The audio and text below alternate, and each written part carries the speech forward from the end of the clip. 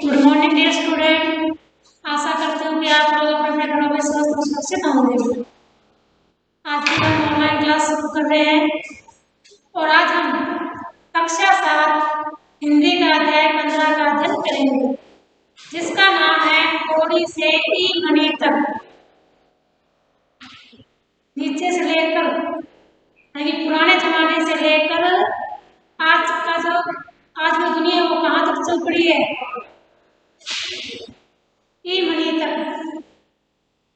ये सब कुछ काम क्या होने लगा, ऑनलाइन होना शुरू कर दिया है। हर काम कैसे हो रहा है, ऑनलाइन हो रहा है। अब हमें ही देख लो, हमारी जो शिक्षा है, हम स्कूल में जाकर विद्यालय में जाकर अध्ययन करते थे, अध्यापक हमारे सामने होते थे और हम अध्यापकों के सामने, और वो हमें अच्छी तरह हर बच्चे पर ध्यान रख के हमें क्या करते थे, पढ़ाते थे।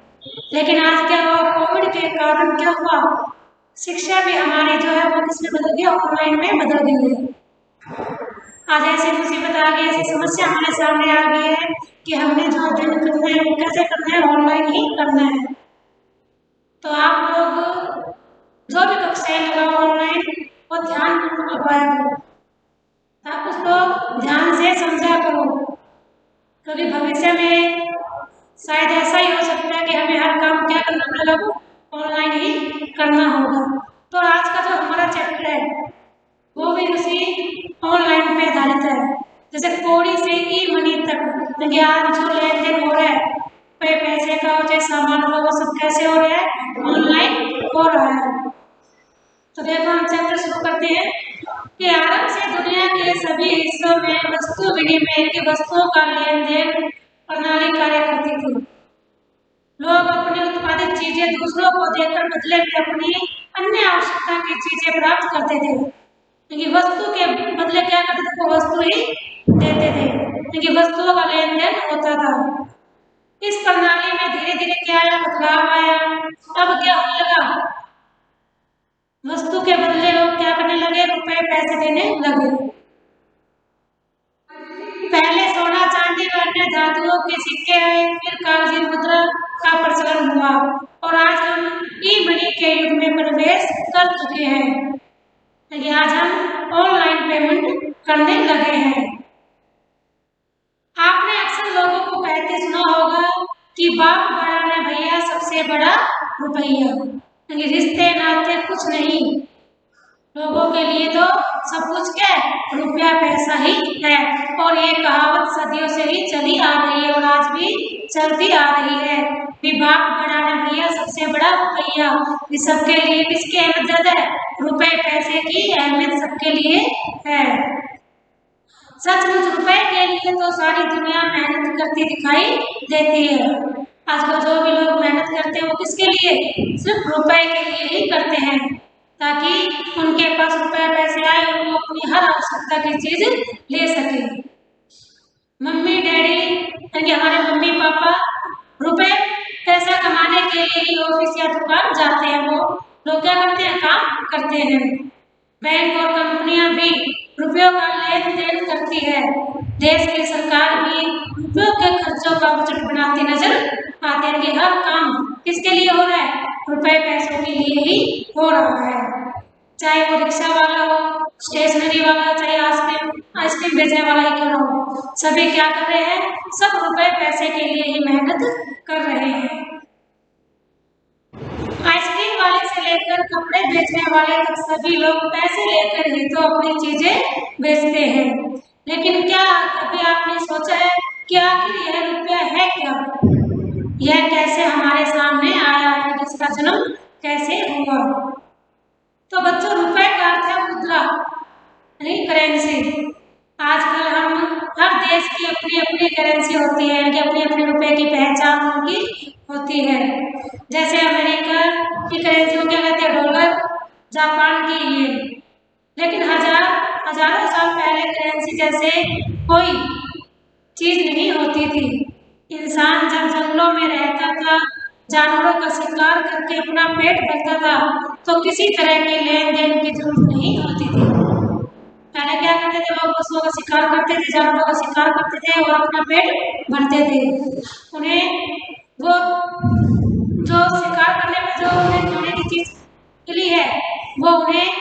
पैसे से नहीं मिलती थी, बल्कि उनकी अपनी मेहनत से ही मिलती थी। बाद में जब इंसानी सभ्यता की शुरुआत हुई और गांव अस्तित्व में आए, क्योंकि जब लोगों के सामने गांव आए, काफी लोग एक दूसरे के सामने नजर आने लगे, तब क्या हुआ, लेन देन वाली प्रणाली चल पड़ी। किसी के घर में अगर पशु है तो वो दूध देकर उनसे कुछ बदले में कुछ ऐसी वस्तु प्राप्त करते जो जिनको उनकी क्या होती आवश्यकता होती थी।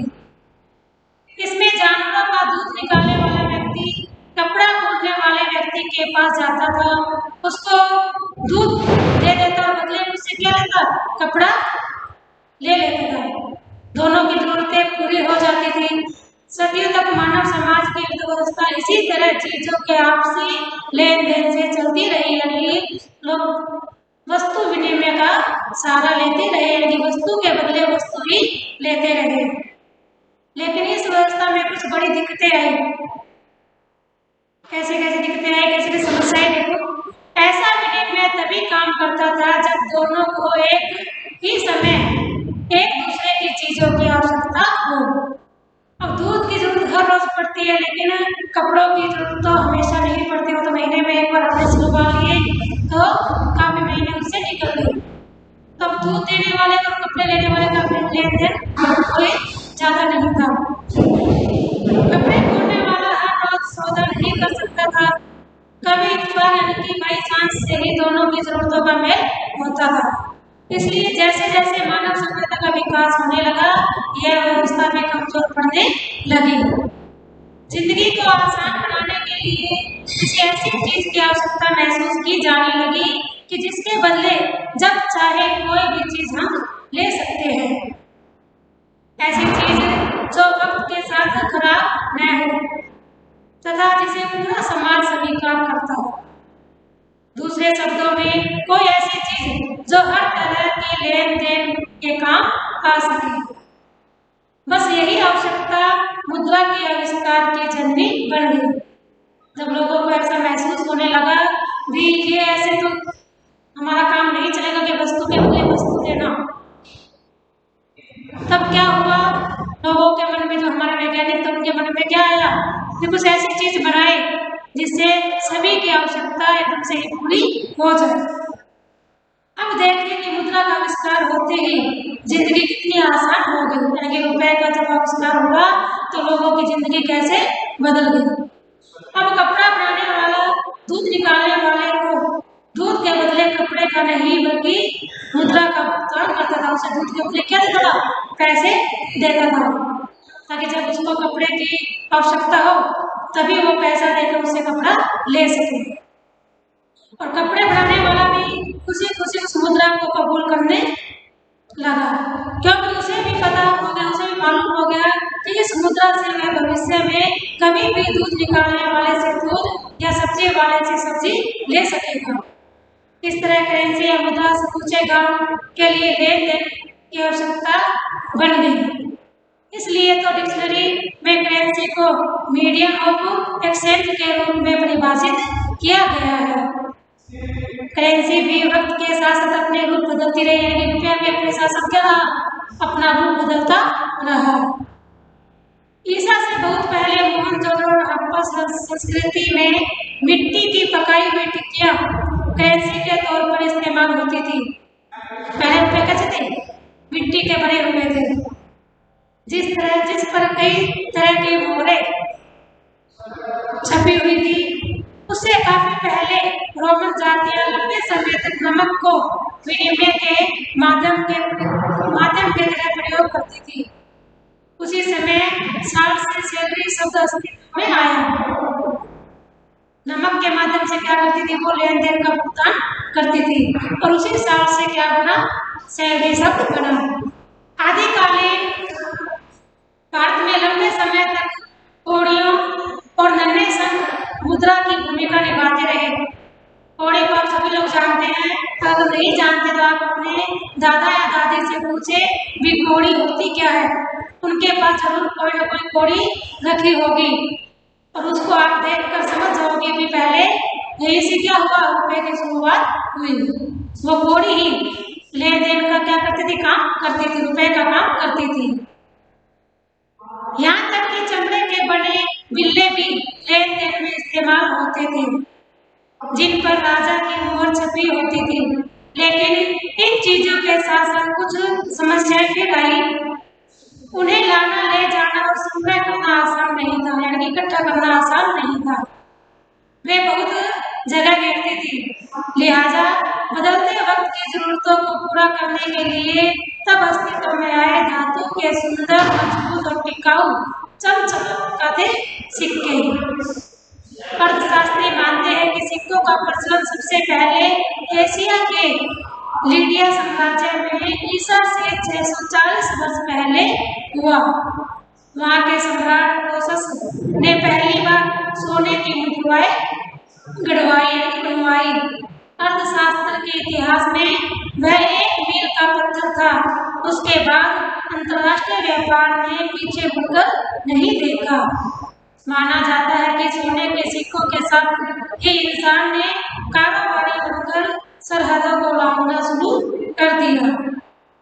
कहते हैं सिकंदर जब अपनी सेना के साथ भारत आया, उसने भारत पर फतह हासिल करने के लिए जब वो वहां से निकला, तो उसने अपने सैनिकों को वफादार बनाए रखने के लिए उन्हें वेतन में सोने की मुद्राएं देने का फैसला किया। सोने और चांदी से बने ओरस और सोल्डियस नामक सिक्के प्राचीन रोमन साम्राज्य की नींव धरने वाले आर्थिक औजार थे। भारत में हड़प्पा मोहनजोदड़ो से चला कि मिट्टी की मुद्रा का क्रम मध्य युगीन सम्राटों के समय के धातु के सिक्कों तक ही नहीं चला, वह अंग्रेजों के उपनिवेश बने भारत में भी किंग या महारानी की छाप वाले सिक्कों तक कायम रहा। आज भी रिजर्व बैंक द्वारा जारी 5 या 10 रुपए का चमचमाता सिक्का सदियों पुराने इतिहास को बुलाता हमारे बीच मौजूद है। आज हमारे सामने क्या है, 5 या 10 रुपए के जो सिक्के मिलते हैं वो हमारे इतिहास को दोहरा रहे हैं। लेकिन कागज के नोट का इतिहास भी कम दिलचस्प नहीं है। अब सिक्कों के साथ साथ हमारे सामने क्या है, कागज के नोट भी हमारे सामने आने लगे। कहते हैं पेपर मनी की शुरुआत 13वीं सदी में चीन में हुई। कहाँ हुई? चीन में। तब चीन की कुबलाई खान नाम के मंगोल सम्राट का शासन था, जिसने सारे देश के धातु के सिक्के जब्त करने का आदेश जारी किया। उसने क्या किया, भी धातु के जितने भी सिक्के थे सारे अपने कब्जे में ले लिए और उसने क्या चलाए, पेपर मनी यानी कि कागज के नोट चला लिए और आदेश किया कि कागज के नोट शुरू किए जाए। उसने सोने चांदी के कुल भंडार पर सरकारी कब्जा सुनिश्चित करने के लिए यह कदम उठाया था। लेकिन उसे शायद पता नहीं होगा कि जाने अनजाने में वह दुनिया में बैंकिंग सिस्टम की नींव रख रहा है। जब उसने ये सिक्के अपने कब्जे सरकारी उसमें कब्जे में लिए तो उसे ये नहीं मालूम था कि उसके इस कब्जे के कारण किसकी शुरुआत हुई, बैंकों की शुरुआत हो गई। जो कर्जा देने वाले महाजन या सूदखोर के रूप में बैंकिंग संस्था मानव सभ्यता का आरंभ से ही हिस्सा रही है, लेकिन बकायदा नोट जारी करने वाले संस्थान के तौर पर बैंक का आरंभ चीन में हुआ। अब सिक्के का और नोट का आरंभ भी चीन में हुआ और बैंक का आरंभ भी क्या हुआ, चीन में ही हुआ। अर्थशास्त्री मानते हैं कि मार्को पोलो चीन की बेहद हल्के पेपर मनी से बड़ा प्रभावित हुआ, जो बुध पर छपे राजा के चित्र के आधार पर चलती थी। तब से दुनिया के दूसरे हिस्सों में भी कागज की मुद्रा का प्रचलन शुरू हो गया। 17वीं सदी में पेपर मनी का सफर रुक रुक कर चला, लेकिन उसके बाद स्वीडन और इंग्लैंड में कागज के नोटों ने अपनी महान यात्रा प्रारंभ कर दी, जो आज तक दुनिया में लगभग सभी देशों में बेरोक जारी है। लेकिन पेपर मनी को भी एक जबरदस्त चुनौती मिल गई, प्लास्टिक मनी की। अब ये प्लास्टिक मनी कौन सी है, देखो प्लास्टिक मनी यानी प्लास्टिक के क्रेडिट कार्ड जो आज हम यूज कर रहे हैं, आज हम जिनका उपयोग कर रहे हैं, क्रेडिट कार्ड और डेबिट कार्ड। इनकी शुरुआत मुश्किल से 5-6 दशक पहले हुई थी। जैसे ही कंप्यूटर नाम की क्रांतिकारी चीज मानव इतिहास में जुड़ी इलेक्ट्रॉनिक्स कॉमर्स नाम का करिश्मा मुमकिन हो गया, जिसने चेंज कार्ड जैसी चीज शुरू कर दी। दुनिया का पहला चेंज कार्ड डायनर्स क्लब नाम से अमेरिका में शुरू हुआ। फ्रैंक मैकनमारा नाम के फाइनेंसर ने एक रेस्टोरेंट में नकद बिल चुकाने में नाकाम रहने के बाद बेहद अपमान के पलों से चेंज कार्ड इजाद करने का फैसला किया था। जब उसके पास नकद भुगतान नहीं था तब उसे क्या हुई, शर्मिंदगी महसूस हुई, और तब उसने क्या किया, जो आज हम क्रेडिट कार्ड और जो ऑनलाइन भुगतान करते हैं जिस कार्ड से, उसका क्या किया, उसने शुरुआत कर दी उसकी कि ऐसा कार्ड जिसकी बदौलत इंसान हर वक्त जेब में रुपए घुसकर चलने को मजबूर न रहे। शुरू में Diners club card paste board का होता था, लेकिन 1955 में वह प्लास्टिक का बनने लगा। पहले उसे रेस्टोरेंट में ही कबूल किया जाता था, लेकिन बाद में हर कोई उसे स्वीकार करने लगा, जिसे ट्रेवल्स चेक के नाम से जाना गया। लेकिन ठहरिए, कहानी अभी खत्म नहीं हुई। प्लास्टिक मनी की बादशाहत को जब ई मनी से चुनौती मिली, तो ई मनी वास्तव में वह पैसा है जिसकी कोई काया ही नहीं है, उसका कोई शरीर ही नहीं है, शारीरिक रूप ही नहीं है, मगर वह बिल्कुल ठोस और वास्तविक पैसा है। वह बैंक अकाउंट में जमा पैसे का ही इलेक्ट्रॉनिक रूप है। उसके आधार पर लोग किसी भी बिल का भुगतान कर सकते हैं और दुनिया के किसी भी हिस्से में कोई भी चीज खरीद सकते हैं। तो सबसे ज्यादा ई मनी के बारे में तो आप अपने मम्मी पापा से ही जानकारी ले सकते हैं।